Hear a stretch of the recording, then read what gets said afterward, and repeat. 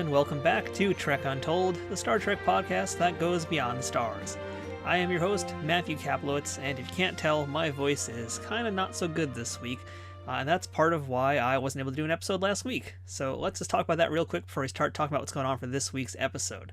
So I just went on a vacation a few weeks ago, and I came back, started to get back into things, and then I ended up going to New York Comic Con, which was a bit of a surprise to me. Unfortunately, that put a damper on my plans last week to release a new episode, as you are already aware. And the reason really behind that is because I was working at my full-time job making a video all about New York Comic Con. In case you guys weren't aware, New York Comic Con is the first major convention in the US to come back. It beat out even San Diego Comic Con this year, who only did their event virtually. So the Javits Center was the home to the very first large-scale convention of its kind, and that was kind of a big deal. So full-time, I'm a video editor for a website called The Recount, and I convinced them to let me go ahead and visit the event and do a whole video basically showcasing New York Comic Con's triumphant return, and to also discuss how a convention can possibly run during COVID-19. And really, I've actually been working on this video for the past 3 weeks. I interviewed the event organizers from ReedPop, I interviewed a few exhibitors, I interviewed Brian Volk-Weiss, who we might be talking to in Trek Untold very soon also, and made a pretty encompassing video all about NYCC, which culminated in me being there, attending it, and talking to all the different folks cosplaying and kind of just getting an idea of what's going on this year. So it was a lot of work, and post-con I'm also feeling the con crud. Pretty positive I don't have COVID, thankfully, but yeah, I'm not really feeling so good this week still, but I didn't want to not do an episode, so this week we're doing something, and we're doing something a little bit different, and I think you guys are going to still be pretty happy about it. But as far as things go, yeah, I am back in action. I'm going to be a little slow this week and next. For folks who are watching the video version, you might see that I'm not in my uniform, which I typically am for these introduction videos, and that's just right now to make things easier for me, and next week you might see the same thing as well. I might not actually get in the uniform, might just do it in front of my Zoom camera, just because it's going to help save me some time, make sure I do get a shot next week too, because you know, another big reason why I didn't get a show out was because I was spending so much time working on that particular New York Comic Con video, and all my upcoming episodes are extremely long. We're talking some real deep dives coming up here. I don't want to give out names of guests just yet, but coming up we've got one person who hasn't ever done an interview before, someone else who's done a bunch of interviews but none as detailed as this, and we went 2 hours long, so that's going to be a big one that I'm really excited to share with you guys. And I've got a bunch of other things that are happening very soon. For the most part though, they're all very long interviews. They take a lot of work, they take a lot more time, and I just didn't have the energy or brain power to really deal with that and get ready for Comic-Con. So yeah, now we're back. Things are going to still be a little bit bumpy for me, but I do not want to miss another week until at least the end of the year. So that's kind of the tentative plans. But let's talk about what's going on for this week now. And yeah, I'm coming back with a bang because this week's show, I'm not giving you guys one guest, I'm not giving you guys 2 guests. We've got 3 guests for this episode of Trek Untold. And this episode is our original series book review episode because we have 2 books, 3 authors, all about the original series of Star Trek. So our first book for this episode that we're going to be discussing is Star Trek Designing the Final Frontier, the untold story of how mid-century modern decor shaped our view of the future. And joining us to talk about this new book are the authors Dan Chavkin and Brian McGuire. This is a book that I was really excited to hear about, and it kind of came out of left field in a lot of ways, because it's about architecture and interior design and things that we don't normally talk about on this show, but something I've got some interest in. The original Star Trek series came out at the end of the 60s, and at that time period, the visual aesthetics were pretty unique. In some ways, they're timeless, but in other ways, they are incredibly dated. And a lot of that goes to that look of futurism, that modernism that we saw in that era. And Star Trek Design of the Final Frontier is really all about that and explaining about the artists, explaining about the artwork that you see, and all the different design elements that help build Star Trek into that visually iconic series that we know it as today. And after our discussion with Dan and Brian, we're going to be taking a look at Star Trek the Original Series, A Celebration, with one of its authors, Ian Spelling. This book was co-authored by Ben Robinson, who we also spoke to in a previous episode, and it's coming to us from Hero Collector. And this is the second book in their Celebration series, the first one being all about Star Trek Voyager, and this one being about the original series.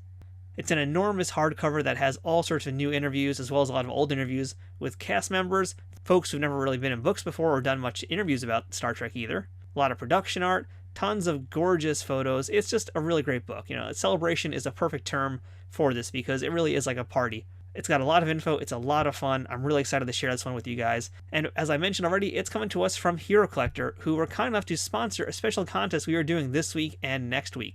And what's that special prize? Well, if you win this contest, you will be receiving a hardcover copy of that Star Trek Original Series, A Celebration book from Hero Collector.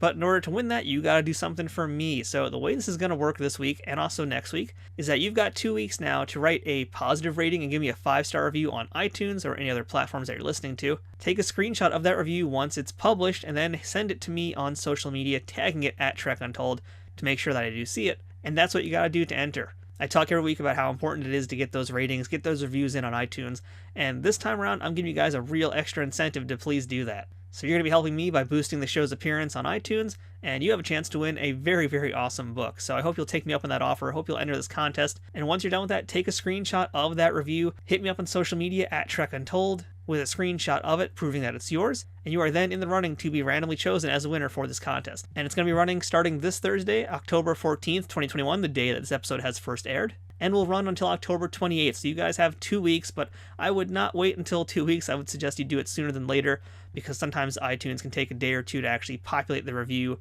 on its website. So yeah, giving you guys plenty of time to make sure you can get that in there. And that's thanks to the fine folks at Hero Collector who have a lot of Star Trek books. If you've been a fan of our show for a while, as I mentioned, you listened to our interview with Ben Robinson. He talked all about the different books they do. They've got informational books like the Star Trek Celebration series. They've got their amazing Shipyard series, which details all the different books from across the Star Trek universe and across the different Star Trek timelines. They've got a really fun cocktail book. They have a Mindfulness Mr. Spock book that is also really cool. Recommend that if you want a nice little fun, cute Star Trek book. They've got a lot of different things that they've already put out. They've got a lot more new stuff coming out that you're going to hear about in this week's episode when we talk to Ian Spelling. And in addition to that, you probably know Hero Collector's name because they make those great diecast models, which I'm a big fan of. And not only that, they're also doing this really cool Build the Enterprise D series right now. This is a subscription service that I'm actually a member of, and I've been reviewing it piece by piece on my YouTube channel, youtube.com/nerdnewstoday. So they've got a lot of cool different things for Star Trek collectors, so do check them out at herocollector.com. Now let's go ahead and get ready for our big Star Trek The Original Series book review this week, starting first with Dan and Brian, and then a little bit later on, we're going to hear from Ian. But before we begin this week's episode, I want to remind you about the different ways that you can support Trek Untold. If you're in a position to help us financially, we have a Patreon page at patreon.com/trekuntold, where you can support us for as little as $2 a month. Joining on higher levels allows you to have early access to the latest episodes, knowing in advance who our guests will be before anybody else finds out, or even the chance to submit questions to some of those future guests, and maybe your question might be heard on that episode. Shout out to our sponsor, Triple Fiction Productions, who create 3D printed toys and prop replicas inspired by Star Trek. Their items come in all shapes and all sizes and are always amazing, but you're going to hear a little bit more about them later on in the show. But most importantly, I need you to leave a review and rating on iTunes or wherever you're listening to Trek Untold. 5-star ratings and positive reviews help this show pop up when new listeners search for Star Trek podcasts and make sure that they know they're listening to something that is worth their time. If you're watching this episode in video format on YouTube, please leave a thumbs up, share the video, and of course, comment there as well. Interacting on all these platforms is a guaranteed way to spread the word about Trek Untold. So if you've been a fan of this show, please do take action in whatever way you can and help make sure that Trek Untold can reach more listeners just like you who are going to love this type of content. And don't forget to follow us on our social media pages, which includes Twitter, Instagram, and Facebook. All you need to do is type in at Trek Untold on any of those platforms, search for us that way, and you will find us just like that. You can also watch the video version of this episode on our YouTube channel, which you can subscribe to at youtube.com/nerdnewstoday. The video versions are released on Sundays, so the audio version will always come first, but if you prefer watching it, that's the way to do it. We also do a lot of other Trek-related content there, including toy and book reviews and plenty of other stuff, so you might want to take a look too, just so you can indulge and get yourself a new daily dose of Trek nerddom however way you like to get it. Now, without further ado, let's bring in this week's guest and get this episode started. Computer, beam in this week's guest. And welcome back to Trek Untold, and now joining us on the other side of the screen, or I should say screens in this case, we have Dan Chavkin and Brian McGuire, and they're here today to talk about their new book, which is all about the design of Star Trek, and that is Star Trek Designing the Final Frontier. Dan, Brian, thank you so much for being here today. Thank you. My pleasure. It's great being here. So this book is really cool. This is something that really appeals to me because, I'm, of course, a lover of Star Trek, but I'm not like one of those folks that gets really mired in the technical stuff. Like, I don't need to know all about the nacelles and things like that. What I really like is these design elements, and this book was, like, perfect. I'm really excited to chat with you guys all about the different things in this. But I'd like to ask you guys first the question we start all these interviews with, and that's, I'll start with you, Dan, in fact. What is your earliest memory of Star Trek? As a child, I probably glanced at it when it was on TV, but it I wasn't really aware of the Star Trek universe per se. I think at the time, I think it was really just sort of a background presence in my life, because I didn't grow up watching it, but my parents did. I'm not of the Star Trek generation, so it didn't really catch on to me until much later in life. And how about you, Brian? Were you a fan at a young age too, or just kind of came into it later on? Well, I'm old enough to have lived through the original Star Trek series. I was in junior high school when it premiered. And at that time, we had a black and white television. And it wasn't until 1968 that we got a color television. And so Star Trek was the first show that I watched in living color. And as you can imagine, it just exploded. So it was, that's why I remember it, because of the imagery of color all of a sudden. And I've been pretty much a Trekkie ever since.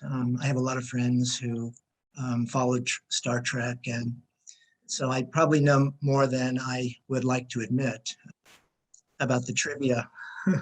And you guys, by the way, should add too. You guys have very interesting backgrounds as well. And Brian, I was reading the byline in the back of the book, and you are a molecular biologist and a biochemist. Is that right? I got my doctorate in biochemistry, yes. And most of my professional work was in the pharmaceutical industry. I worked in clinical research, new drug development, mostly in oncology, but also infectious diseases. And Dan, you're also a photographer, right? That's your occupation? Yes, I've been a professional photographer now for over 25 years. So I'm very, very curious here. I mean, how did basically both of you guys, working in these very different backgrounds, get involved in architecture and design? And I'll throw this to you first, Brian. I mean, how did you get interested in this element of things?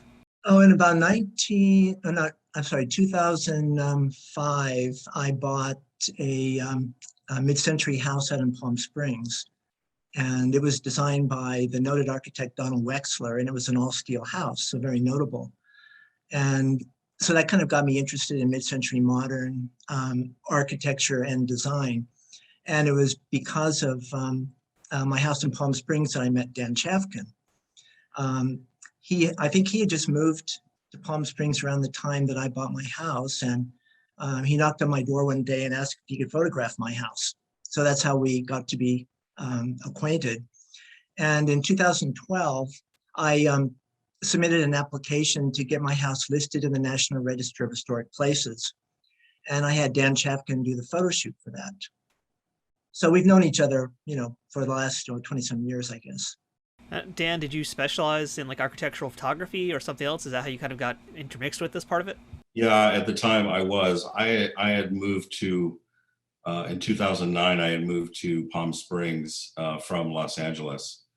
Prior to photographing architecture, I was a portrait photographer, photographing for, mostly celebrities for major magazines. And, but going back to when I was a student at art school, I really gained an appreciation for mid-century modern design and architecture. And I essentially moved to Palm Springs for the mid-century modern architecture here. And then I've been photographing it almost exclusively ever since. So what is so appealing to you about that specific style of architecture?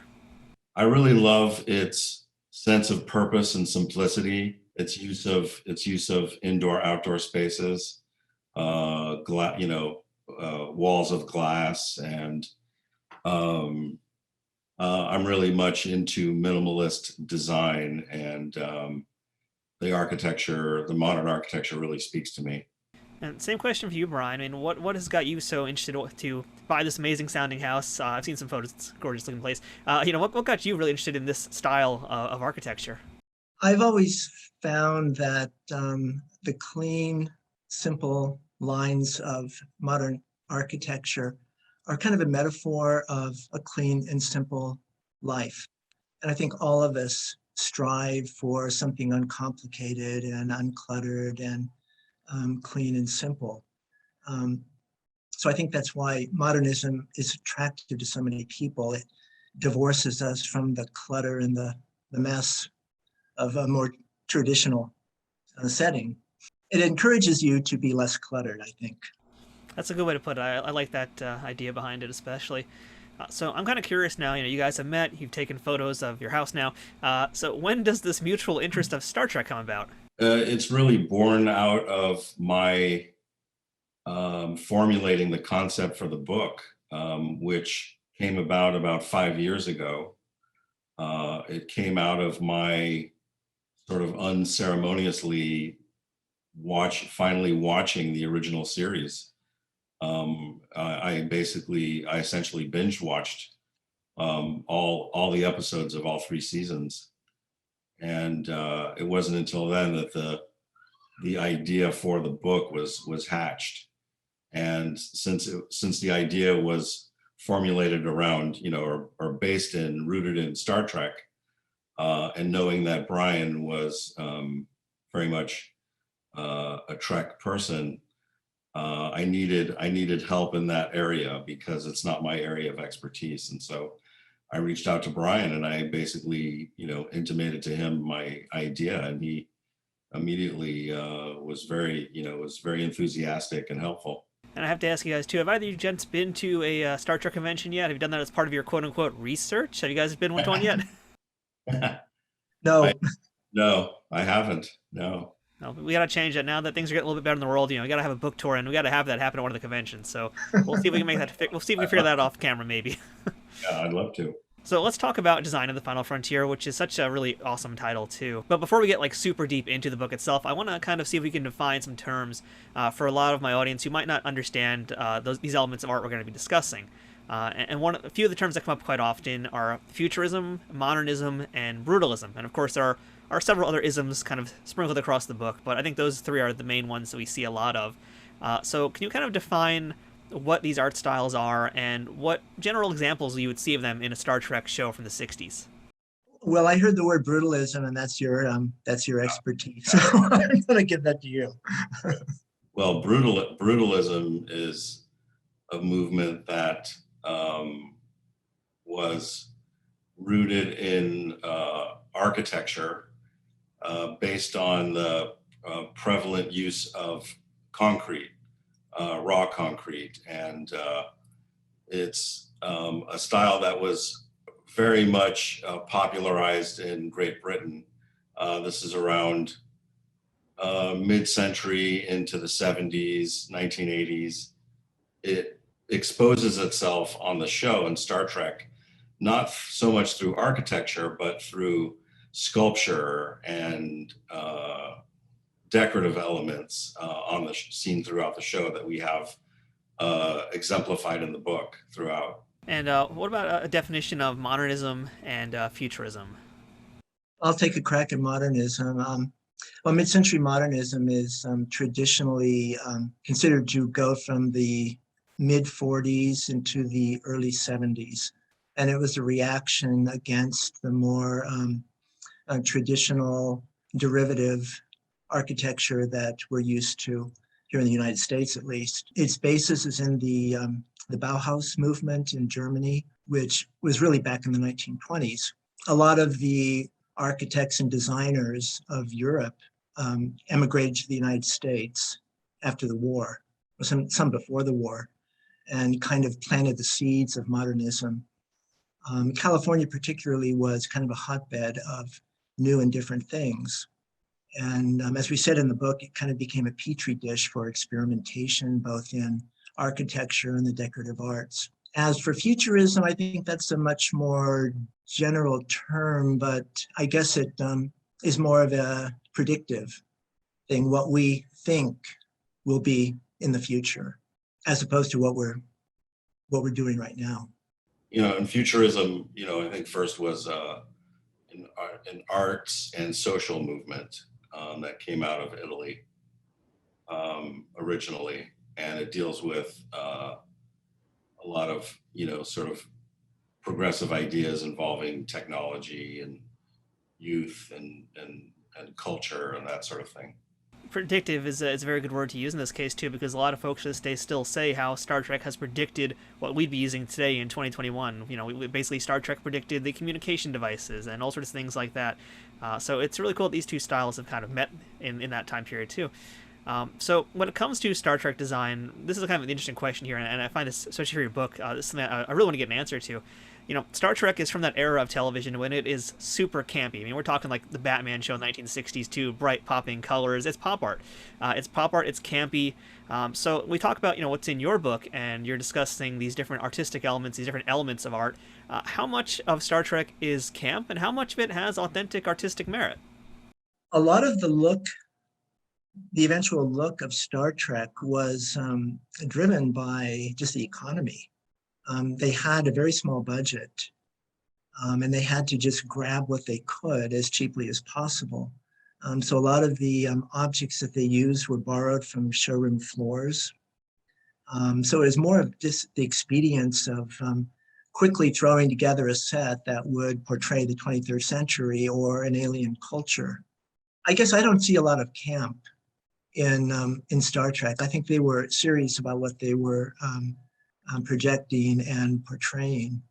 And again, they had to do the best they could. So if it appears campy today or dated, it's simply because they were on a budget, and also with regard to special effects. There's a limit to what they could do back in the 1960s. I think the color palette was a bit camp because it was sort of oversaturated. But again, that was, I think that was done somewhat, it seemed to me somewhat intentionally, because they certainly with the set designs had control over that and the look of it. But you know, as far as you, like Brian said, pulling pieces, it really rooted the show in something much more realistic and, of course, ultimately futuristic. You can see differences between the two pilot episodes and the ultimate production episodes, just in the palette of color. It was a lot more muted in the pilots. There was a lot of the green color or gold. And I think just by virtue of the fact that people were starting to get colored televisions, they wanted to goose up the color. So the engineering and communications people wore red, the science and medical personnel wore blue, and then the command people wore the gold or the khaki colored. But I think some of that was just to address the needs of a color projection. And that reminds me of one of the chapters in the book, which is in fact about the fashion of Star Trek, and I found that part really interesting too, just basically discussing now how the color tones and the values of the color changed in that pilot to what we ended up seeing. Brian, actually, would you like to explain the story behind a little bit of why those color choices happened? The pilot episodes had the women personnel in costumes very, very similar to what the men were wearing. They had black trousers and they had kind of a turtleneck or loose top. As urban legend has it, Grace Lee Whitney, who was playing Yeoman Janice Rand, complained to the costume guy that she wanted something different. And so she suggested the mini skirts and the tall black boots.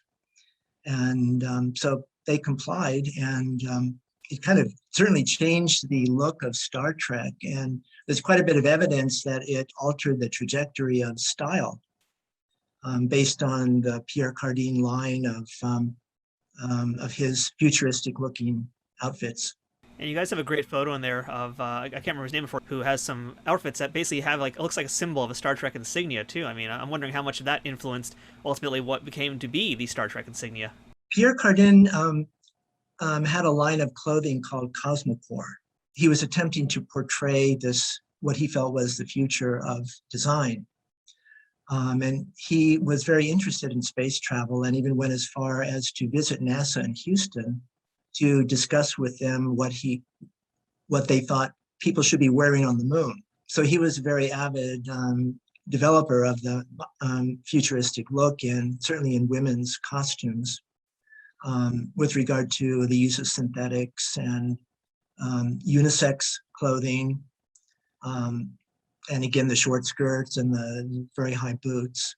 So I guess it poses the question, was Star Trek influenced by Pierre Cardin or the other way around?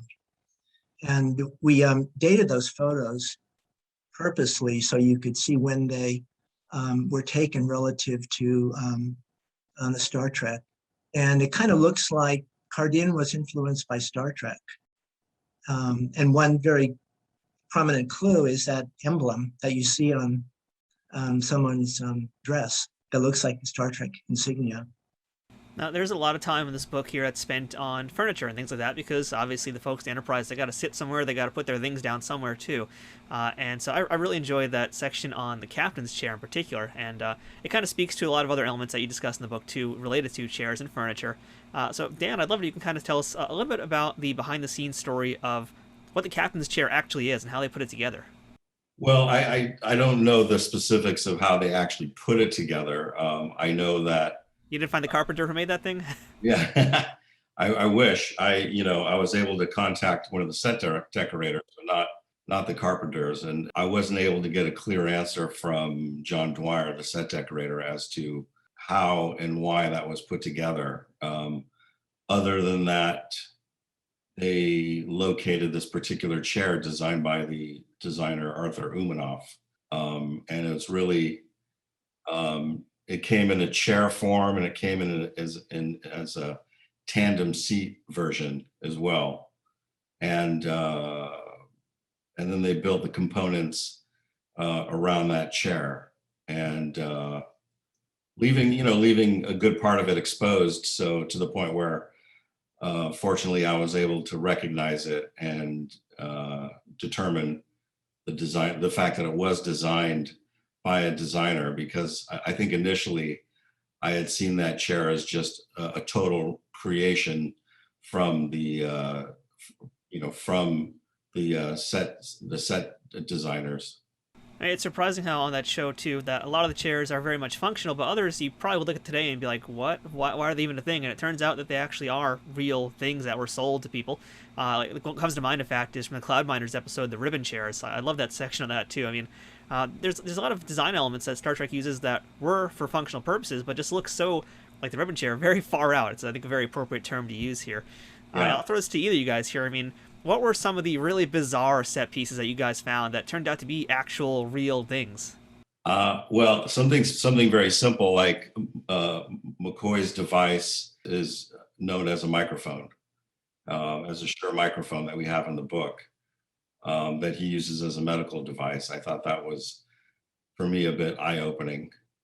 Certainly, I don't know. I think there was a really kind of great relationship between the items that were pulled for the show, and as they coexisted with everything else on the sets. I thought they worked very well. So I don't know if anything totally stood out or came as a complete shock or surprise to me, but perhaps Brian, you could.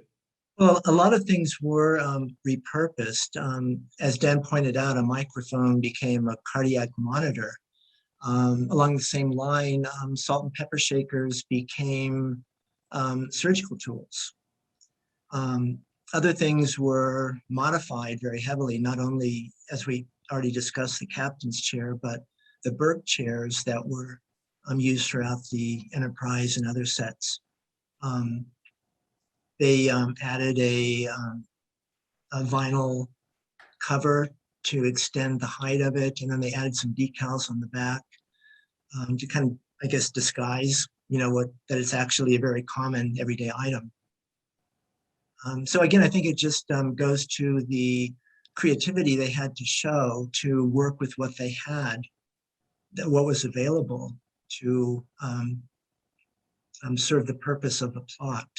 It definitely didn't hurt that the design aesthetic of that time also was so unique and very much, there's all sorts of isms we could use here, but it's very much a 60s kind of design. Like I think of things like the Saurian brandy decanter, and you guys explained what that actually is from. And that's just like, I guess it makes sense that it would be an actual item that you could buy at a liquor store back then, but it seems so alien to me even today. For most people, modernism was very alien looking, which is why it made an ideal genre to use for depicting the 23rd century. Perhaps over in Europe, they were more used to these high-end designers, but Americans were still gravitating towards the very traditional, early American traditional look. And for them, modernism was very strange and very out of place and very alien looking. So I suppose it just depends on what you're used to. Now, obviously, you guys know a lot about art and design. It goes without saying because you've written a whole book about it. But what was the research process like to do something like a Star Trek book? I mean, you guys already know what a lot of the different things are with your background, but trying to figure out other parts of it. I mean, how did you go about researching this stuff? Did you go into the Roddenberry archives or visit any prop departments? The creative process was first Dan doing his binge watching, and he would do a freeze frame and screen grab of the items that caught his eye. And it was through that process that he amassed such a number of images that he realized that there was really enough for a book. And so the second part of the research was he wasn't sure where these items came from because he didn't know Star Trek very well. So he gave me a flash drive of 100 some objects. And because I'm such a Trekkie, I was able to key each one down to episode and scene. And so that was the first cut of organization. And then we realized that it's only a certain number of episodes that heavily featured mid-century modern. So then Dan did his research into each individual item, identifying the designer, and then he would prepare a biography of that designer and manufacturer when appropriate. And so that was the nucleus of the book. And there were so many other things left over that we were able to prepare other chapters on special topics like the futurist architecture. We have kind of a prop set decoration miscellaneous chapter. So that was the research. Well, I think largely Brian explained it best generally. What I did is I'm sort of hooked into the design community here in Palm Springs and Los Angeles, having collected some of these pieces myself over the years. I was able to reach out to certain design store owners and design aficionados about identifying what some of these pieces were. Most of them I was able to identify myself, but I did need some assistance in properly IDing something so that I knew I would get it right and accurate. And then based on that research, I then needed to find examples of these pieces somewhere out in the world, sold by design stores, and I was able, through a particular portal online called First Dibs, which is a high-end marketplace for furniture and decorative arts. I was able to locate examples of these pieces throughout the world, and the store owners were kind enough to let me use their photographs of these pieces. So that was a tremendous help in assembling this book, for sure. You had asked about whether we visited any facility of CBS Viacom. We did go to the Star Trek archive in Carson, California. That's owned by Viacom CBS. We were primarily looking for set stills and publicity photos and things that we wouldn't necessarily have access to just by watching, the DVDs. And we did find some things. But over the years, Paramount/CBS had sold off a lot of things. They had auctions, they auctioned off props and costumes. And so there wasn't as much as you would like to think in a Star Trek archive. So a lot of folks out there, I don't think they really understand that someone out there actually has to design every little element that you see, especially on a sci-fi show. And that includes things like decorative elements that we take for granted. Like there's I think, a spread in your book about like even just what's on the walls, the decorative art on the walls, or just different structures that'll be adoring the walls here. These things are designed by various people. Sometimes they're actually made by a prop person on the show. Other times they are repurposed from actual items like we've been discussing. So when you're looking through all the different things that the Star Trek show acquired and repurposed and retrofitted, if you will, to look like it's part of the future, was there ever any artist or piece of art that really shocked you to see that it was there? Like maybe it was something very significant or important to the culture in the 60s that you're just like, how did it end up on a sci-fi show?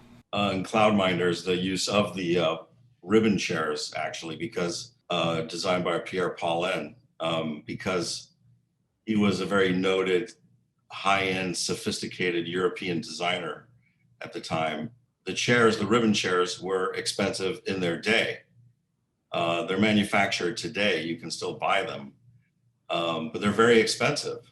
And so I thought that was eye-opening to see such a high-end, sophisticated piece of furniture used in one of the episodes of the show. In that same episode, there were quite a few metal sculptures. And according to John Dwyer, he had acquired those from some metalworking artists somewhere out in the San Fernando Valley. And they were actually the bases of tables. So John just removed the tabletop and it became a sculpture. So this book is all about the original series, but and I know that's pretty much like your love letter to the original series. What about Next Generation? What about Deep Space Nine? Do you guys have any interest in researching those shows at all? I never warmed up to any of the reboots. I watched The Next Generation, but once you've seen the original series, nothing measures up. So, it's going to be a lot of angry Trekkies out there listening to that. Yeah, well, I can give it a more impartial answer. I sort of really favor the idea of identifying things and locating things. I love that aspect of it. I do it when I watch an old film and I see a piece of furniture that I recognize. So my love for that is pretty great. And in fact, there is a gentleman out there who is doing just that. He's you probably know who he is, Matthew, but he's done that with all the iterations of Star Trek and identifying all the furniture, the glassware, the art. It's pretty extensive. It's impressive. I mean, I'm grateful for folks like there who have done that, because now I can get myself an actual Rock the Genome mug, and DS9 fans know what I'm talking about. Brian's got no idea what that is, because he's over there in original series land. He's like, Deep Space Nine, no thank you. Is there anything in here that you think is like super interesting that might like really grab somebody, make them want to read the book? Is there like any particular item that you want to mention that we haven't talked about yet? Not so much individual items, but I think what's interesting in general is how they use these items, not only to suit the purpose of the plot, but to develop the character of the person who chose the item. In other words, it can reflect the personality of the character, the sort of things that he has in his quarters, and then also how these items articulate with the plot and actually become a character. I think one good example is how the art directors use brutalism in the various storylines or plots. As Dan pointed out, it's a very harsh, jagged, unsettling kind of style. And we seem to find that on planets that are either engaged in warfare or have a streak of cruelty in them. It kind of reflects their persona. Sometimes brutalism is used to demonstrate contrast. In the episode Taste of Armageddon, there's a lot of brutalism on a world that ostensibly is peaceful, yet they're engaged in a 500-year warfare with a neighboring planet, but it's all driven by computers. And so their valuation of human life is somewhat suspect when they march 500 people into disintegration chambers. Yet they live in a very beautiful world full of art and beautiful architecture. But you see brutalism there. So does that reflect, their underlying personality? Which is mixed with very futuristic furniture, namely the Warren Plattner wire chair and the Bill Curry lighting, coexisting within the same space. So it's a very interesting relationship, an interesting mix of styles of soft and hard, which I find very intriguing. All right, so last question for this episode here, and I'll throw this to you first, Dan. Of all the things that you researched, of all the different pieces of furniture, all the different pieces of art and design that you discuss in the book, is there a personal favorite that you have, something that you just love seeing, that gives you a smile on your face whenever you see it in Star Trek? I think because I'm a fan of the designer Paul McCobb. He was the one who designed the molded fiberglass origami chairs that are seen in Trouble with Tribbles. So the episode itself puts a smile on my face. It's one of my favorites. I love it. I love it for its lightness and its comedy. But I also love the use of the origami chairs in the cantina seen throughout. And then of course the sort of canteen brawl of the chairs being thrown around, which isn't typical of that use of furniture. For me, it is the sculpted chairs by Chromecraft. And those were seen in two different episodes. They were seen in The Trouble with Tribbles and also in Spock's Brain. And I have to confess, I ran out and bought a set of 4. No reason to be ashamed about that. We all do that. Like I said, I bought that Rock the Geno mug from DS9. I had to have that, so I totally get that. Well, you can take comfort in the fact that at the end of the book, there's a catalog of the major items in the book that gives you designer, manufacturer, and the country of origin. So you can just go shopping using the book if you like. So we're going to have a nice big Star Trek shopping spree after this episode is over, and I definitely recommend it. I mean, that's one of the reasons I really enjoy this book, is because, well, aside from the fact that it does have that little glossary of where to buy the stuff, I mean, for folks who are, again, not so much into like the nitty-gritty of the technical things, I don't really need to know all the different things about the warp core. I love hearing about this element of art and design that's in sci-fi shows, especially from the 60s. It's such a unique time period for film and for television, and this book is like the perfect companion piece, just deciphering what all the stuff is, where it all comes from, and what it all means, essentially. So, I really, really did enjoy this book, and it made me want to learn more about architecture, which I normally don't really have much of interest in. So congratulations on getting a Trekkie to want to learn more about that. So once again, folks, the book is Star Trek: Designing the Final Frontier. It is by Brian McGuire, Dan Chavkin. We're going to have links to that in the show notes for this week's episode, so make sure you check it out. I really cannot recommend this one enough. Gentlemen, thank you so much for telling us all about the book and sharing your stories. I really appreciate your time. Thank you, Matthew. Trek Untold will return momentarily. Trek Untold is brought to you by Triple Fiction Productions. Triple Fiction Productions produces affordable and unique 3D printed Trek-inspired products from the original series, Next Generation, Deep Space Nine, Voyager, Enterprise, and the movies. Ranging from prop replicas to use in a fan film or cosplay, to accessories or playsets for figures in all different sizes, Triple Fiction Productions has got you covered. Past pieces for toys have included large centerpieces like 10 Forward from the Enterprise D, shuttlecrafts complete with working lights, and the Voyager Bridge, with smaller pieces including Borg alcoves, the Genesis device, and the dreaded arch-enemy of Worf, barrels. All highly detailed products are 3D printed and hand-painted in the USA, with new items added all the time, while simultaneously improving their printing quality based on fan feedback. To learn more about their products, visit triple-fictionproductions.net or visit them on Facebook at facebook.com/triplefictionproductions. Want to get 10% off your next purchase? Use code UNTOLD10 at checkout to receive this discount. Not applicable during sales or clearance events. That's code UNTOLD10 to get 10% off action figure dioramas, accessories, and prop replicas. Triple Fiction Productions, taking Star Trek where no 3D printer has gone before. Hi, I'm Armin Shimmerman. And I'm Kitty Swink. 17 years ago, I was diagnosed with pancreatic cancer. I didn't know it at the time, but I had a 4% chance of surviving 5 years. As her husband, I was very scared. But he never let me see that. You are a rock. Thank you. Thank you. Pancreatic cancer is the third leading cause of cancer-related deaths in the United States, with a 5-year survival rate of just 10%. We want it to be much higher. Much higher. It's 6% better when I was diagnosed, but not high enough. More than 60,000 Americans are estimated to be diagnosed with pancreatic cancer in 2021, and more than 48,000 will die from the disease. Because symptoms are often vague, it can be hard to detect. Like the rest of the world, the Star Trek universe has been struck repeatedly by pancreatic cancer. Not only those of us that work on the show, but our fans around the world as well.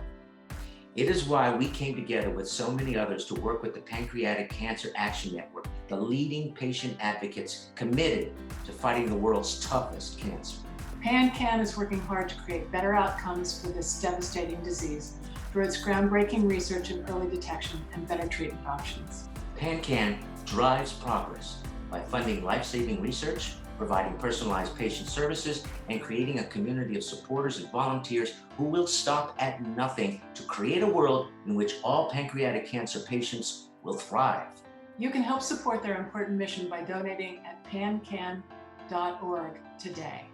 We donated. Won't you do so too? Please, make it so. We now return to Trek Untold. And welcome back to Trek Untold, and now joining us is our second guest for this week's episode. We've got a guy who has been a part of the Star Trek universe for a long time. We're talking about deep roots here in the Star Trek world. This is a person who is now an author, he's a journalist, he's been a fan for his whole life. We've got Mr. Ian Spelling with us here today. Ian, how's it going? It's going okay. How are you? I'm doing good. It's really great to meet you. Like I said, I mean, we've been talking here and there on and off for a while now since the start of the podcast, and it's nice to actually be able to chat with you and see face to face, who the heck Ian Spelling is. There you go. Now you know. Yeah, so you're getting a visit to my office. It's a very nice office. I'm jealous of the pinball machine. Do you know what that is? I don't. That is Gorgar. That is the first talking pinball machine at my local record store on Long Island. It was the $6 Million Man in Gorgar for many, many years. And it was always my 50th birthday midlife crisis idea to get that as a gift for myself. For my birthday, all of my friends chipped in and gave me the cash to go get it. Long story short, it took 2 years to find it. And it turns out that the guy who sold it to me is friends with a man who is he owns an arcade and he repairs pinball machines. That guy is a hardcore Star Trek fan. So he comes over to my house to fix the machine and he sees all the Star Trek stuff and he's like, are you involved in the world of Star Trek? I'm like, yes, I am. He stayed for 4 hours chatting about Star Trek. I gave him some Trek swag, and he brought that machine back from probably an 80 out of 100 to about a 95 out of 100. He literally took it from good to mint. That's an amazing story. It's of course, there's Trekkies everywhere. When you least expect it, you'll find one. Right? Tell me about it. That's why I brought the story up, because it had the Star Trek connection. So we're going to be talking about a little bit the new book from Hero Collector that you wrote with Ben Robinson, which is Star Trek, the original series, A Celebration. But before we get into that, I want to just jump back a little bit in the past of Ian Spelling. We now know a little bit about your pinball love. But what's your earliest memory of Star Trek? I grew up watching Star Trek on PIX, WPIX in New York, Channel 11. It was on at 6 o'clock. It was on at 11 o'clock weeknights. So twice a day. And there weren't that many episodes, right? So you saw a lot of the episodes a lot of times. And my mom would occasionally let me watch Star Trek and eat dinner in my room.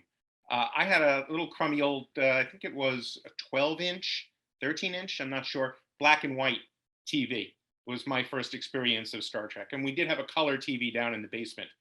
So I sometimes watched it down there as well. And I loved what it was about. I loved the performances. I loved the special effects for their time were unbelievable. And that's what caught my attention. And then, the other part of it came just a little bit later when I went to a few conventions, and that led me to my writing career. I cover Star Trek. We'll discuss this, but I mean, I cover entertainment. And Star Trek became my specialty. And but it was Star Trek that opened the door. I would go to the conventions, and George Takei would stay at the same hotel where the event was held, or Walter, or Mark Leonard, or whoever. And it was a combination of me going up to the actors at the convention saying, would you talk to me for my college newspaper, the Albany Student Press? Or calling the hotel and saying, can you put me through to Mr. Takei's room? Sure, hang on. Ring, ring. Hello. And I'd say, my name's Ian Spelling. I'm with the Albany Student Press. Would you do an interview with me? And you're going to ask me how I started to write professionally about Star Trek, I'm sure. It all segues from this. One of the conventions I was at, I guess I was 20 or 21, I met Majel Barrett, and she sat for 15 minutes and did an interview with me. And then I met Roddenberry. I met Gene. And I said, would you do an interview with me? And he said, I can't do it right now, young man, but here's my business card. He literally handed me his business card and said, call my assistant, tell her I said yes, and we'll make it happen. It's a very long story. If you want it, I'll give it to you. But basically, we did an interview. I sold that to Starlog, in addition to running it in my college newspaper. It actually wasn't the first interview I sold to Starlog. It was the third, but it was the first Star Trek interview. And that's what got me going with Star Trek and Starlog. And I ended up writing for Starlog for 24 years until they went out of business in 2009 and became their Star Trek guy. And sorry if I go off on tangents, but everything is connected. That's game 6 Degrees of Kevin Bacon. Everything in my life connects back to Star Trek. So there's tons of stories to share, which are kind of fun. But go ahead. What else do you want to know? Yeah, I mean, you basically do this interview for me now. I'm just going to take a nap. You keep talking. This is fine. Yeah, this is easy. Yeah. My wife will tell you I won't shut up. Go on. But yeah, let's actually take a jump back real quick. I want to ask about your origins in writing. In fact, you kind of mentioned how you got started writing in Star Trek a little bit, but as a kid, were you writing like Star Trek fan fictions? Did you always know you wanted to be a writer? No, I was never writing Star Trek fan fiction. Here's the key thing with me in Star Trek. I love it. I couldn't tell you in episode 6, Captain Kirk wore this tunic, or the pips were missing. I think it's one of the things that's actually helped me in my career with Star Trek. It's what got me the job at StarTrek.com, where I was the editor for 9 years. When I got the job, they said, we needed somebody who really knows it, but isn't such a fanboy that they won't, that they'll be too excited when they interview Leonard Nimoy, that kind of a thing. So I was that kind of balance of, I love it, but I could also be a professional journalist at the same time. And I think that's served me well. I was writing for my college newspaper. I think the first piece I wrote was a review of The Right Stuff. Happened to be, in that realm, but it wasn't, that just happened to be the movie I saw. And then in the first interview I did for my college newspaper was Robert Klein, the comedian, because he came to play Parents Weekend. And then I got Hal Holbrook because he was doing his one-man Mark Twain show. And then they wanted coverage back in the mid 80s. The studios wanted coverage from college newspapers. So they do these events called junkets. When you read articles about or see TV clips, interviews with talent for movies, those are often done from press junkets. And they invited college students to some of the adult junkets. And then there were also separate college junkets. But when I was writing for my Albany Student Press, circulation 12,000, I was invited for Cocoon and Prizzi's Honor. And then those were in New York, and I was in New York. And then there was, that was Then This Is Now, also in New York. And then it was Gung Ho, Pretty in Pink, and Star Trek 4 in Los Angeles. I'm a college kid being flown out to LA, put up at a fancy hotel for a weekend, having access to all these actors. I mean, was anybody bigger than Molly Ringwald in 1986? It was crazy. So that's how the writing really started. And like I said, the Star Trek opportunities fell in line with all of that other writing as well. Pretty crazy. That's a heck of a way to get into the business. I mean, you're just being thrust right into it. That's in the deep end, really. Oh, it was great. I loved it. And so I've seen some photos. In fact, I know you've talked about in other places. I mean, you basically have visited a lot of sets of different Star Trek shows. You've probably seen a lot of things the average person has not seen. So what's one of your favorite memories from visiting a set of any of the modern shows? The modern shows or or any, because the absolute favorite, no question, bar none, was I went to the set of Star Trek 4 at Paramount when they were shooting the Klingon bird of prey sequence in the water tank in the parking lot at Paramount. And so it was the day the bird of prey is in there. You see this fake whale tail going along. They had lightning machines and wind machines. Leonard Nimoy is in his white bathrobe with his, the band around his head. They were filming the scene where the entire crew is on the edge of the bird of prey, and Jimmy Doohan slips and falls. If you watch the credits at the end of Star Trek 4, they kind of replay scenes from the movie more or less in order. The only blooper in there is that alternate shot of Jimmy falling in the water. That was the day I was on set. And so, there's Nimoy looking in the camera, watching the shot.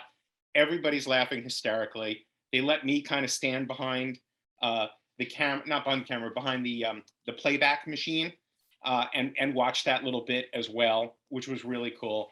And that was old school Hollywood at its best. You had hundreds of people creating a storm in San Francisco Bay with an alien ship and a whale. And literally it was a piece of plastic, a thing in the water in a tank in a parking lot at Paramount Pictures. Bar none, that was my favorite. If you're bringing me later in years, I guess it was the whole sequence for First Contact at Paramount. That took up a whole soundstage, that sequence. And it was just, I guess it was Neil McDonough and Michael Dorn working that day with Jonathan Frakes directing the sequence. That was really, really cool. I mean, that's a lot of really awesome behind the scenes stuff, but what about maybe, as a fan, a moment that you got to see that really kind of blew your mind, something that had never been seen before? I mean, were you ever on set for anything that was just like the debut of some new alien or some new character, something that would kind of, maybe shake the fandom a little bit? Probably not. No, I mean, every one of the set visits was kind of cool. I love a character actor named Ron Canada. Ron You spoke to him on the show? Yeah, Ron was the main guest star on, what's it called? Masterpiece Society? Yep, Masterpiece Society from TNG. Right. That was my first ever set visit to Next Gen. And Ron was nicest man, sat and did an interview with me for that and couldn't have been cooler. I got to hang out for a few seconds with Andrew Koenig, Walter's son, when I was an extra on Deep Space Nine. They let me be an extra, and he had a small guest role on the show. So I got to meet him and introduce myself and, say that I knew his father and the whole 9 yards. And that was very cool. But no, it wasn't. I mean, I was there on Enterprise when Marina and Jonathan were working on the finale. That was interesting because, you heard about later all the complaints about that episode, but at the time they thought they were really doing a nice bow on the whole, 19 years of the Rick Berman era, 18 years? I'm forgetting the exact number, but that was meant to be a Valentine to, the Star Trek fans who were with the shows during that whole Berman period. And I can tell you from being there that their heart was in the right place, but I can understand why a lot of people were upset that why are they giving so much Enterprise time to TNG actors, and why are they devoting so much story to turning this into a holodeck sequence from Next Gen? So I got it, but at the time I thought it was actually pretty cool. I can't let you go too far because you mentioned you were an extra on DS9. I got to learn about that. And by the way, that episode you're talking about is Sanctuary. We also spoke to Deborah May, who was in that episode too. Yeah. So how did you end up getting to be an extra on that episode? And were you like one of the aliens? Like, what was your costume? I ended up being an extra twice on Star Trek. I was doing a weekly column for the New York Times Syndicate called Inside Trek. And then I was also writing for Starlog. And I was also writing for the official Next Gen, Deep Space Nine, and Voyager magazines. So there was a lot of Star Trek that I was involved with. Oh, and Titan's Star Trek magazines as well, their official magazines. So I was interviewing for Titan for Star Trek Monthly, Rick Berman, every month. And he and I just got very friendly. And one time I was interviewing him and I said, Rick, can I ask you a favor? I would like to be an extra on the show so that I can do a story about that experience of being an extra. I'd love to do a makeup thing, but nothing too long because I want to write about, being on set. And he said, sure, we'll make that happen. So that was Sanctuary. I was a Bajoran, and I'm just in the background. I could probably find it somewhere. The publicity people took a photo of me with Avery and I think it was Nana and had to be Terry and Cullum and a handful, most of the cast. And they all autographed it for me, which was very cool. And I got to keep my Bajoran nose, which I finally had to throw out. It got too yucky over the years. But basically, I earned $99 for that. You got paid just under $100 for being an extra. You are there for hours and hours and hours and hours. And you may or may not even be in the shot. You may or may not make it even if you are in the shot. They could just expand the frame and push you out. Les Landau, who directed that episode, went out of his way. He liked my column. It ran in the LA Daily News, so it was his local newspaper that ran the column among many other papers, but the one in LA was the Daily News. And he said, "Oh, I like what you're doing. I'm going to make sure you're in a shot. We can't cut you out." So I literally in ops. I walk behind Colomini, and there's no missing me. You'll notice in the episode I'm wearing a toupee, which always cracks me up. And it was great. And like I said, it just took 45 minutes. Michael Westmore did my makeup, which was insane. And at a convention, I guess it was the last convention before the pandemic in 2019, I found we had a set photographer follow me. And so he took photos of Westmore doing my makeup, and I got Michael to sign it for me, which is like one of my prized possessions. It's very cool to have the Oscar-winning makeup artist, sign it, do my makeup and sign the photo of him doing it for me. And then I was a Drayan soldier, Drayan, in Innocence, which was an episode of Voyager. That was a different situation, which was really interesting. Again, this is a couple of years later, and I said to Rick, I'd love to come back out again. We want to do a day in the life story. This was for Starlog, a day in the life of Star Trek. And he said, give me more. And I said, I'd get to the set at 7 a.m. I would interview the security guard. I'll interview the craft services people. I will interview the sound guy. Let's get what it's like to be on set. And that was the day. They were also shooting Deep Space Nine, and they were working on one of the movies. So I literally crisscrossed all the sets. I went to Berman's office. I went to the editing bay. I sat with the people who make the food at Craft Services. I spoke to, LZ, the security guard who stood in front of, the soundstage. I spoke to Tim Russ. There's a photo of me interviewing Ron Moore and Brannon Braga, and I'm in my costume from the episode. It was just really very, very cool and very strange. And again, $99, you don't get a credit, and there's no residuals as well. You don't get any extra money. But I'm in the episode. It's this gray costume. I look like I'm in a potato sack, and basically just some spots, and then they put a veil over our heads. And there were 3 of us, and we basically hide behind a bush with little weapons in our hands, while Tuvok walks with these little kids who come out of the shuttlecraft. And if you look in the background, if you go to the Memory Alpha page that they have for me, there's a photo of me from Deep Space Nine and a photo of me from the Voyager episode as well. And it was a blast. It was an absolute blast. I'll tell you one fast other story. I realized if I had asked Rick, could I have a line of dialogue, he might have let me, and I never asked. So years later, I was doing the licensed magazine for Charmed, and I was dealing with Brad Kern, the producer, and with Star Trek, I was doing the magazine. I was interviewing him almost once a month. And we had a whole conversation about whether or not Charmed would be back for another season. He said no, and he wrote this season finale as a series finale. And I said, Brad, you're going to get renewed. I've seen the CW's pilots. It's cheaper to keep you on the air than it is to go with new, spend all the money on new shows. And he's like, no way. I'll bet you anything. He said, what do you want if you're right? And I said, it's always been my fantasy to have a line of dialogue and die on screen. So on Charmed, I actually got to play a demon named Ian, and I get killed.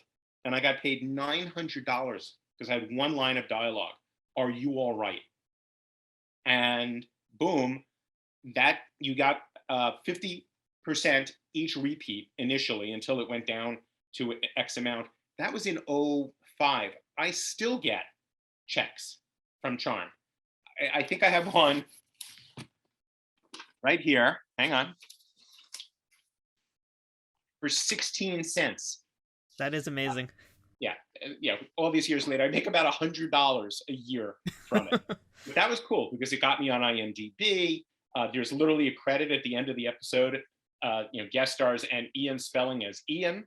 That was and I got blown up like I wanted to. My demon master, who was a Star Trek guest star named Lee Steinberg, blew me up. He was kind of like a Phantom of the Opera character. It was great. I mean, you're basically living the dream here right now. I mean, aside from being blown up by people, which is also really cool. That's one of my dreams, getting killed on a show too. But I mean, you're basically living the dream here. You're hanging around Star Trek sets. You're getting to be an extra here and there. You're building relationships with all these people. But I got to ask you, just let's talk just specifically in the Star Trek realm here. Also, having access to so many different people, so many of the big stars, so many of the character actors.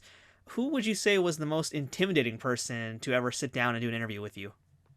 Let's see. Mark Alimo is scary as hell. He's a scary, scary man. He's a riot. I actually just moderated his panel in Vegas. Still scared the shit out of me.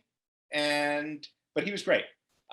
He's really a nice man. But that was the one that going in scared me, and talking to him scared me. Let's see. When I was much younger, Mark Leonard was very much like his character. Very serious and actorly and professional and no nonsense. And I don't think he cracked a smile the entire interview. That was a little intimidating, especially because I had just spoken to Jimmy Doohan, who was, chatty and friendly and the whole 9 yards. And Mark Leonard was perfectly lovely. I don't want to make it sound like, he was difficult, but he was a serious man. And, he took what he did, even in an interview with a 21-year-old college kid, deadly serious. Kate Mulgrew is an interesting case. Have you ever spoken to or seen interviews with Kate? She is very forthright and very, you have to go in knowing your stuff with Kate. If you don't, she will call you on it, as she should. And she is super smart and has very strong opinions. And you have to be ready. If you share an opinion with her, you have to be prepared to back it up. She'll accept if she doesn't agree with you, but you need to be prepared to present your side of an argument. Fair enough. So I'm going to consider that my warning for whenever I talk to Kate Mulgrew one day, hopefully, that now I know what to get ready for. Yeah, I wouldn't call it a warning. I would just call it practical advice. Yeah, fair enough. Now, from one interview to another, I'm going to make a Star Wars reference here, but, I would consider you to be the Jedi and me the young Padawan in this situation here. So from one person who does interviews and is a journalist to another, what would you do if you got a guest, let's say that you're interviewing, who's being obtuse, they're not cooperating, or maybe they're just being difficult? I mean, what are some of the things that you do to try and turn an interview from going sour back to being sweet? I mean, my lesson from a couple of editors was always start with what they want to talk about. So if they're there to promote a new movie or a new episode, or if one of the actors directed a show, start with that. Start with what you know is of interest to the person that you're talking to. It doesn't always work. If you're talking to someone who's on episode 22 of a series that's been on for 7 years, and you're their 10th interview of the day, and they're tired and cranky, you might not get anything out of them. You really might not. But some simple steps to try to avoid that are to ask questions that you hope or think or expect will be of interest to them. And rule number one, never, ever ask a yes or no question. Because you will literally sometimes, if they're not in a good mood, get a yes or no answer. And then all of a sudden you're stuck with silence, or you have to then kind of think on your feet and say, ask a follow-up question that's in the same line but isn't a yes or no question. So you're better off not asking the yes or no question. I learned that from a mentor in college, and my editor, I wrote for the guy who edited my New York Times Syndicate Star Trek column for many years, said that's what he lives by. Do not ask a yes or no question. And again, there's some interviews you can't salvage. I've had interviews go south. I've had Star Trek interviews that didn't go great. Not everybody's a great interview. Not everybody is in the mood the day you get them. I did an interview with one of the actors who I'm very, very, very friendly with. But there was construction going on in her home that day, and she literally was interrupted by the noise and a child and a pet, and literally was distracted. And there was, I got just enough out of it to make it a decent piece. But at the end, this person basically just said, so sorry, I know we've had better interviews than this, but it was the way it was. And that was the only time this person was available. So I had to go with what I got. You know what I mean? I know exactly what you mean, and I mean I've had some troubles on this show and other places as well. I've been lucky that for the most part a lot of my interviews have been very good, and I've had really awesome guests. But I know exactly what you mean, where sometimes they just don't want to do it, and you're kind of just trying to pull teeth to get good answers or get a good soundbite out of them. The other thing you get that's a nightmare is, because of modern technology, is a Zoom call or even a cell phone interview. I did an interview for a book I'm working on with somebody who literally cut out constantly. So at the end of the interview, I had to say to him, listen, I'm going to send you the transcript, and can you fill in the blanks for me? Because you literally cut out, I would say for the interview was almost an hour, and for the first 10 or 15 minutes, literally I could hear every other word. And I don't want to have to make stuff up. So I said, I'm going to send it to you. Just write it back to me. And he's like, not a problem. We'll do that. I don't want to name names, but I've had a similar situation where I basically had to re-interview the same person twice because of technical difficulties and on their end. But so it's nice to be able to commiserate right now with someone about this. I gotta tell you. Have you ever screwed up completely and not recorded a conversation? That hasn't happened in a long time. I've screwed up other elements of the recording, or I've screwed up audio stuff here and there. But I mean, having done this for a long time now, I've made really egregious mistakes, but I haven't done that in a long time, and hopefully I don't do that again for a very long time. I interviewed one of the little people from Willow a million years ago, and back then it was a tape recorder. You brought a tape recorder with you. Somehow the battery didn't work, or it was on pause, and I screwed it up. And literally I had to call the publicist and say, can we do it again? And the guy was gracious enough to do it again. And ever since then, now everything is digital, and I use the notes on my phone. Sorry, not the notes, the recording on my phone to do it. But after that, I went from using a regular tape recorder to the micro cassette recorder and the regular recorder. I did everything twice. And I can't tell you how many times it happened where one or the other recorder didn't work. And thank God I had double dipped, because otherwise I really would have had a problem. Yeah, that's an important note. I think for anybody who's listening right now who does want to pursue journalism or wants to pursue podcasting or interviewing or YouTubing, whatever, it is very important to have a backup of everything you do. And I'm talking, your files as well always should be backed up in two places. Any audio that you especially do should be backed up in two places, and ideally recorded in two places if you can do that. And if you're someone who's doing stuff on camera too, we're just talking tips now. But if you're doing stuff on camera also, make sure that if you're going to be recording directly into your camera, do have a second source of audio that's external from that camera, because if your camera screws up, you've lost everything. But that's like a whole different episode, Ian. We're going to have to do a whole episode about like how to do interviews, I guess. But let's talk about the book now, which, as we mentioned, Star Trek, the original series, The Celebration. This is now the second book in the Celebration series from Hero Collector. So yeah, just real quick, I mean, what is the elevator pitch for this book? What's it all about? The book is about 55 years of the original show.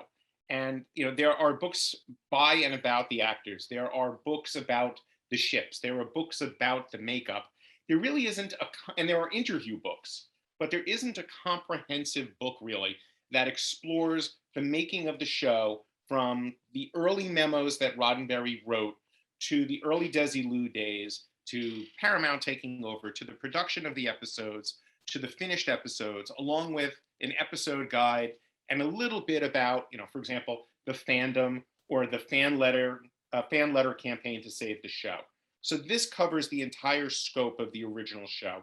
We don't get into the movies. We don't get into the animated show. This is about the 3 seasons of the original series. And where we could, we interviewed people who are still with us. And where we couldn't, with people who were no longer with us, a lot of them were interviewed over the years, either by Ben or myself. It's actually why Ben asked me to co-write the book with him, because he knew I had interviewed Jimmy Doohan multiple times and Leonard Nimoy multiple times and that kind of a thing. And I had access to all of that. And so that made me the right person to do this particular one with him. And the whole goal was, Ben likes to call it a convention in a book. And I really agree with that. Yes, there are books that go into more depth on individual topics. We had 256 pages. So, a chapter on makeup is 8 or 10 pages. But I love the chapter on directors. For example, Ralph Sinensky's still alive. I think he's 98, and he did 6.5 episodes.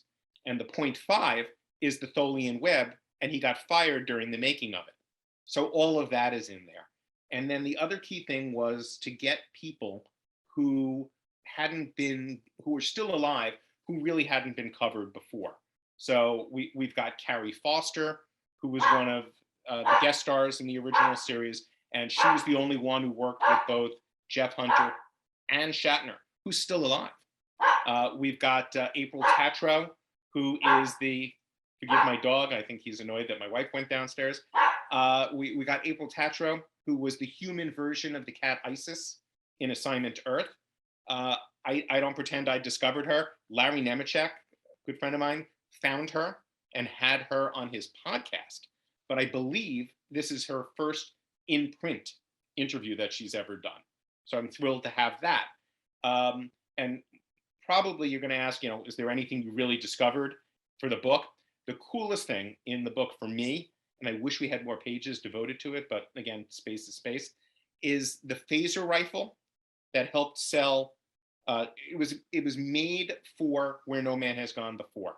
And it was made in part because NBC wanted proof of some sort that Star Trek could be an action-oriented show and not just, high-minded sci-fi. And so they commissioned this phaser rifle. A man named Reuben Klamer designed it. Do you know the Game of Life? You spin the wheel and you get little cars and drive around. He is in the Hall of Fame, the Game Hall of Fame, for inventing the Game of Life. He built the gun, the Napoleon solo gun from Man from U.N.C.L.E.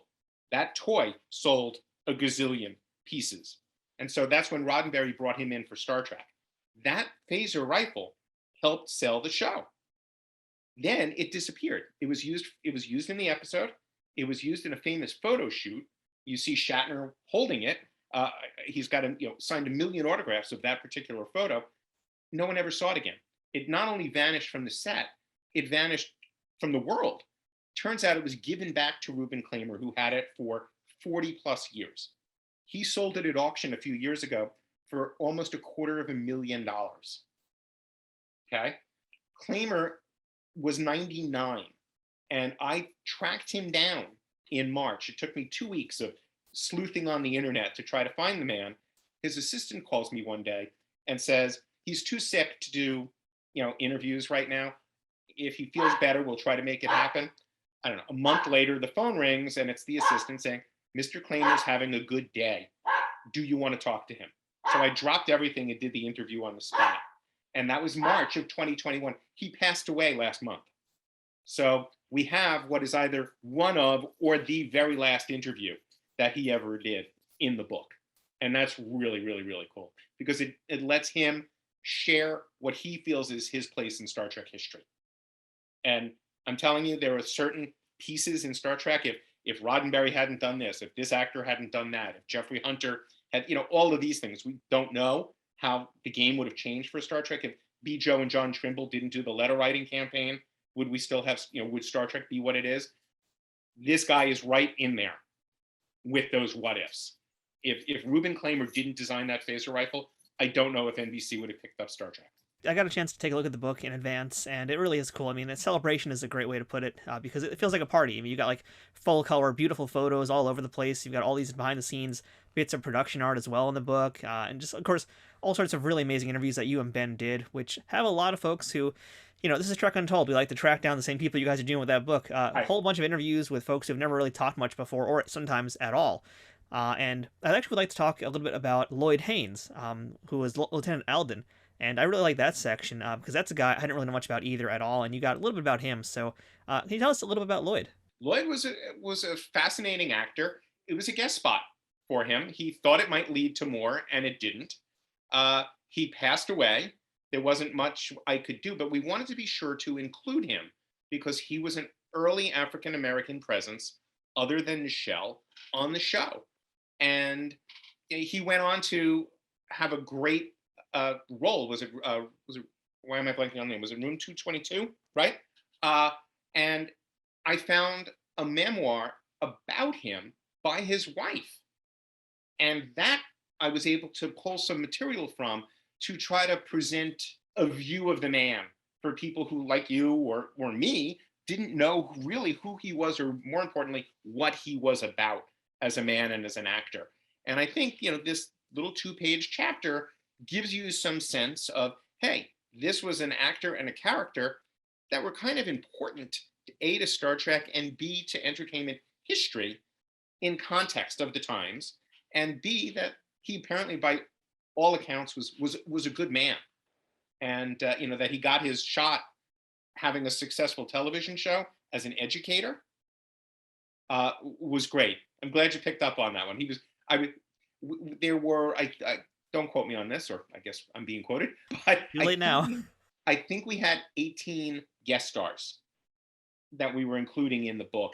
And simply because other chapters we decided needed to be longer, in some cases it was just easier to cut out some of the guest stars. So unfortunately we did.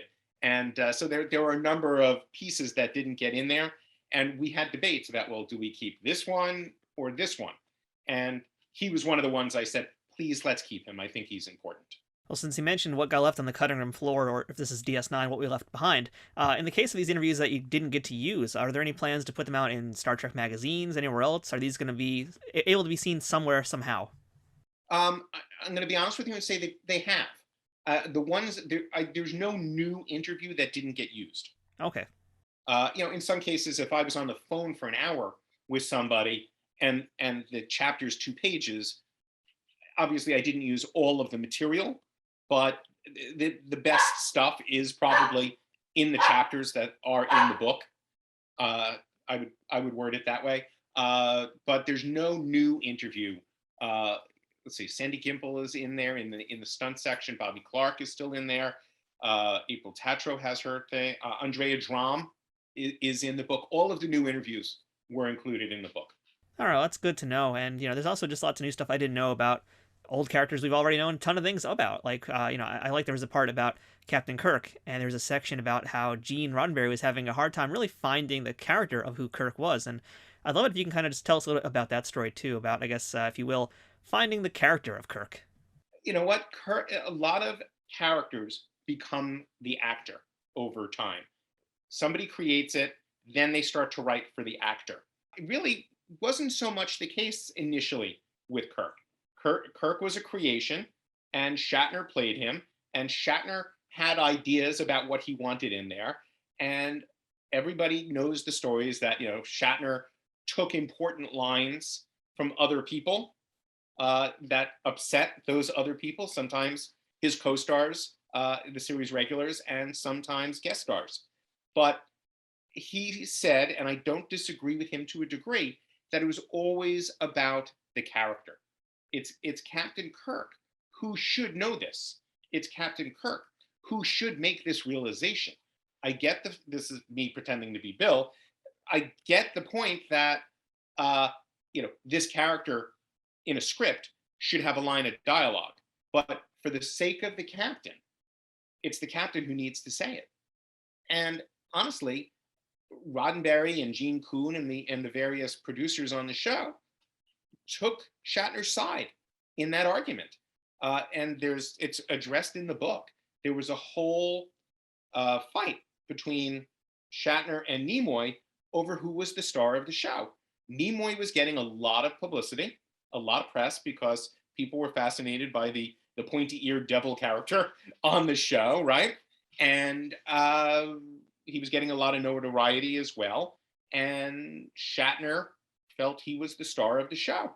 And finally, it came down to Shatner sitting in a room with Nimoy and Roddenberry having to say, Kirk is the main character and Shatner is the star of the show. It obviously created some tension between Shatner and Nimoy, and certainly between Nimoy and Roddenberry. But the practical reality was, who is the main character on the starship? It's the captain. And, it's a shame that egos got bruised and lines got taken. But at the end of the day, if you boil it down to it has to be about the captain, that's the way the cookie had to crumble. Now, this book has chapters on the actors, it has chapters about the characters, it has chapters with behind-the-scenes information, and there are some chapters that are just about episodes themselves. And one of the most iconic episodes and most beloved is The City on the Edge of Forever. It's one of my personal favorites.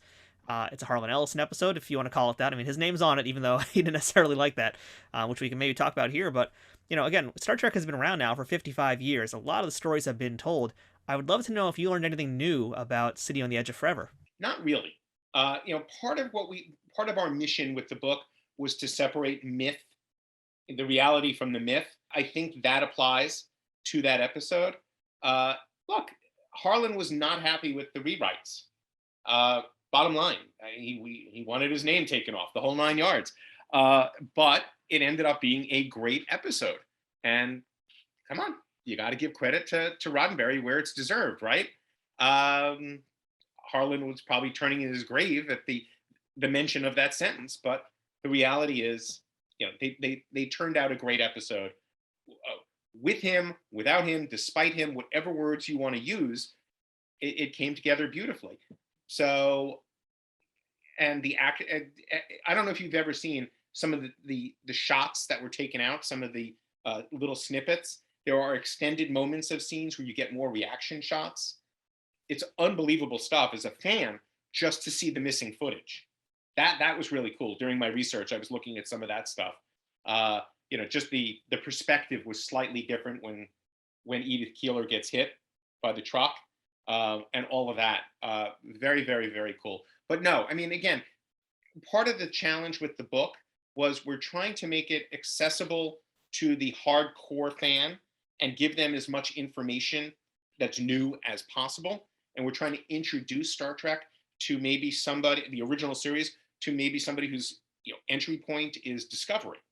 So we really wanted to just focus on the facts, what made the episode special, why it's unique within Star Trek. If you notice, we don't call that listing of those episodes the 12 best episodes. They're really the most important episodes for various different reasons. And that's the key thing. And so I personally, that's one of my favorite episodes, no question. But Ben and I had this conversation was, let's just try to stick to the facts that we know, and pull the myth out. And I think we accomplished that, particularly in those looks back at the individual episodes. And I'll tell you quickly, Ben and I kind of fought each other because, we had limited space. There are a lot of good episodes. There are ones that didn't make the cut, even though they'd be on somebody else's list. And I fought for this episode, and Ben fought for that episode. And, what we went with is what we went with, because we felt those were what we could say the most about as well, which I thought was key. And I like how you're kind of demystifying and separating the fact from fiction, as you said. That's a great way to put it, because there are some episodes that have a lot of stories where no one really knows what the actual truth is about them. And Right. I think one of those episodes also that gets talked about a lot to this day still because of its relevance is the episode Plato's Stepchildren, because that has the first on-screen kiss with a black person and a white person on TV. That's some groundbreaking stuff here, but there's still like all sorts of stories about it where people disagree on what actually happened, or it was actually was it actually the real first kiss on television for that kind of thing. So I mean, what did you learn about that episode and that particular moment? Okay. That was very interesting to me personally, because it wasn't the first of its kind. It wasn't even the first on Star Trek. He had kissed another actress of color previously, just not African American, just a different nationality. So the whole thing got blown up at the time as partly a publicity thing, right? That this was a super special episode. It's a great episode, and it was important, and it was great that they kissed. But it wasn't the first. It wasn't even the first on Star Trek. And then you also run into, I reread Nichelle's memoir. I reread Shatner's memoir. Everybody has a different take on the same exact story. So there's no right answer that we can discern. Okay, we don't have anything behind the scenes. There's no footage of it that I could watch to say Shatner's right and Nichelle is wrong, Nichelle is right and Shatner's wrong. So we put both perspectives in the book. You'll also notice you asked about tricks for journalism.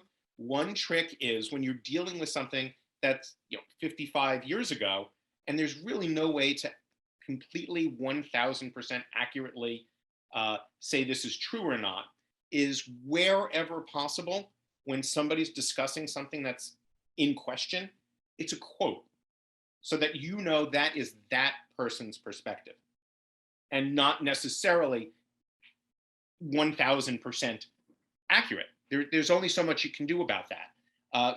There's a lot of questions in terms of the casting of the show. We spoke to Joe D'Agosta, the original casting director, who hired a lot of the people. But, again, it was 56 years ago plus that he started to cast these people. And other people, I'm dealing with the next gen people now. And there are different stories about how some of them got cast. Was Gates McFadden, did she have her choice of roles or not? All of that kind of thing. It's, Rashomon, everybody has a different story. There's another good example in there with the Horda, with Janusz Prohaska, who supposedly came in with the Horda costume and either laid an egg, the Horda shell, or a chicken, like chicken legs that supposedly came out. These were producers who were in the room writing a memoir their own and have different viewpoints of what happened. One of the guys wasn't even in the room and he's telling a version of the story. So who knows? So again, in that chapter, we specifically reference that we're not sure what the reality is. And anybody who has a view of what happened, it's in quotes. And that's the best you can do 55 years after the fact with no evidence. Yeah, exactly. I mean, it's still an amazing piece of work. In spite of the fact that you can't necessarily get every single fact, you guys present the whole story, which is very important to at least trying to decipher what is the truth. Right. Well, we put it out there to let people decide for themselves, I guess is the way you could put it. Yeah, yeah. So yeah, again, this book is like a serious deep dive. It's great for people who are just getting into Star Trek. It's really great for folks who are super deep into it. So a lot of really great things about it. But as we mentioned at the start of this episode, this is the second book in the series, the first one being Voyager.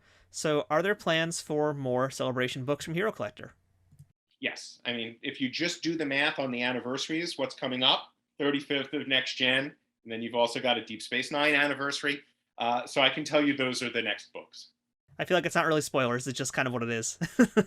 Yeah. I mean, look, the Voyager book did great. The Star Trek original series book is doing great. It was number one in one of its can't talk. It was number one in one of the Amazon categories about books on art and film, which was amazing, and it's still doing nicely, and it's gotten great reviews. Fans seem to like it. I think we did hit that nail of trying to appeal to newcomers and hardcore fans. I think the hardcore fans will have heard the stories before, but will find some new information. And there are 200 photos in the book, and there are some that I guarantee you that there are a couple that fans have probably never, ever seen. And even the hardest of hardcore fans, there are a couple of dozen shots that people have rarely, ever seen. I was with George Takei at the Star Trek event in Las Vegas in August, and he and Brad, his husband, were looking at the book, and they were looking at the chapter on George/Sulu, and they both said to me, "Where did you get these shots? We've never seen these before." And I saw Brad the other day at New York Comic Con, and he said, "Can you help us get those shots? Because they'd love to have George sign them at autograph shows and events, because it'd be something that he hasn't signed before." So I'm going to try. But that's the kind of thing where if one of the actors from the show is looking at you and saying, "I've never seen this photo before," you've got something pretty cool in your hands. All right, so that is the TOS Celebration book. We just talked about the Voyager Celebration book a little bit also, which is another really excellent book. I also own that one. I love that one too. But what else does Hero Collector have this year coming out? Yeah, there are a bunch of Star Trek books coming up from Hero Collector. They've got Star Trek The Next Generation Nerd Search. If you saw the Tribbles Nerd Search from last year, this is in the same vein. It's kind of a Where's Waldo with mistakes made on purpose from images from The Next Generation. It's very funny. There's the Book of Grudge, which is written by Rob Perlman, who knows his Star Trek, is one of the funniest guys on the planet. And it's basically inside the head of Grudge as he deals with the humans around him. And it's very funny. And then you've got a couple of more ships books. There's the Alpha Quadrant Volume 1 ships book and a second volume coming up, probably first or late first quarter or early second quarter of next year. And the biggie is A Woman's Trek, which Nana Visitor is writing. And it's unbelievable. She is interviewing all sorts of people. Basically, that book is the women of Star Trek, how it affected them, and how Star Trek affected the women, and how the women affected Star Trek. So it'll be interviews with everybody from showrunners of the current Star Trek shows to people like Kate Mulgrew, to Stacey Abrams, to female astronauts, female scientists, all of it. And that's a work in progress, and that should be out probably in the fall of 2022. So Hero Collector always finding ways to make new Star Trek books. It's pretty impressive. Yeah, and it's not just Star Trek. That's the funny thing. I mean, there's Battlestar Galactica, there's WWE, there's Galaxy Quest, there's the Beatles. Oh, you know what else is coming up? I can actually show you. This is the Star Trek Advent Calendar. And it's an Advent calendar, which means it has 24 separate gifts in it that you open individually. And this is the Next Gen one, and it's a Borg cube. And it's very, very cool. And it's not just Next Gen gifts in it. There's a whole variety of very cool Star Trek stuff in there. And this is available now for pre-order. And I think it's supposed to ship either in the very near future or in the next few weeks, in time for the holidays. This is unbelievable. I'm actually going up to Ticonderoga tomorrow to do a box opening of this, or an unboxing, as we call it. Yes. And outside of that stuff, is there anything else that you're working on right now that you can tease us or tell us about that's in Star Trek or even outside of Star Trek? You know what? I'm a freelancer, so I do a little bit of public relations.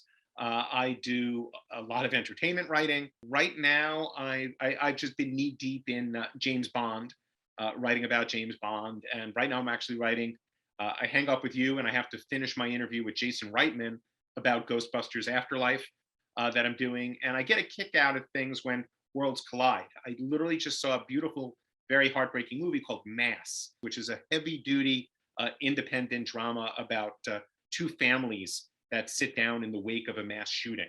And Jason Isaacs is ridiculously good in this movie. It wouldn't be surprising if he got an Oscar nomination for it, or if the movie did itself. And so I had to do an interview with him. And it was just very cool because I had interviewed him for Harry Potter. I had interviewed him for The Patriot.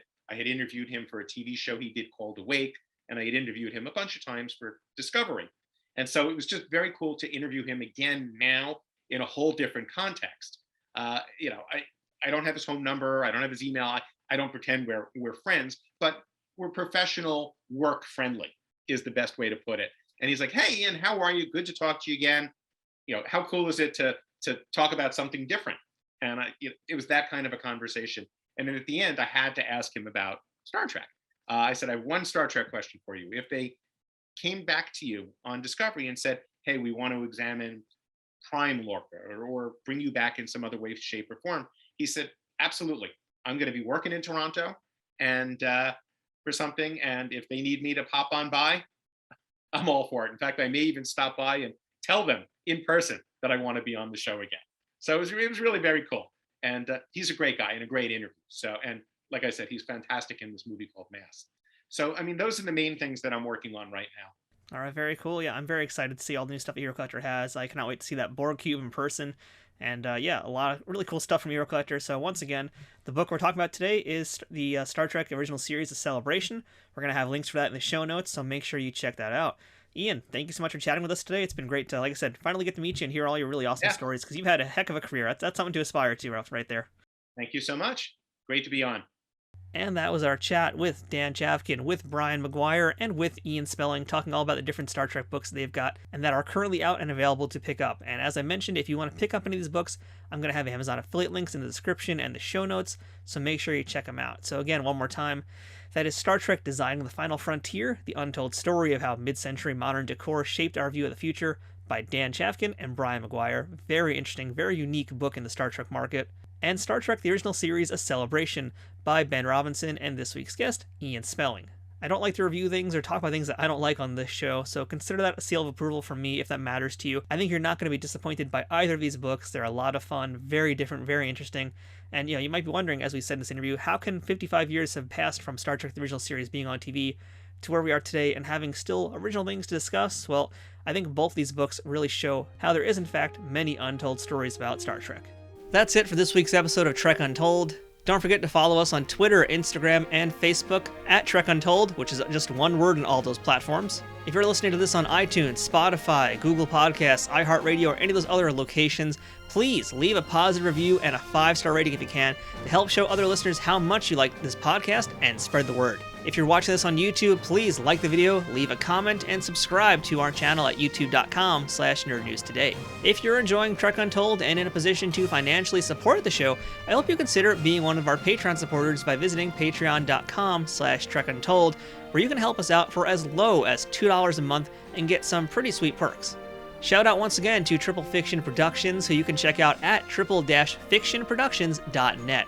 If you're a collector of Star Trek toys in any size or scale, or enjoy prop replicas, you're going to love the quality of their 3D printed products, and I'm sure you will be a repeat customer. If you have any comments, feedback, or suggestions for future guests, send an email to me at trekuntold@gmail.com. I hope you'll beam up again with us next week for another episode of Trek Untold. So until then, I'm Matthew. Thanks for listening, and remember, fortune favors the bold.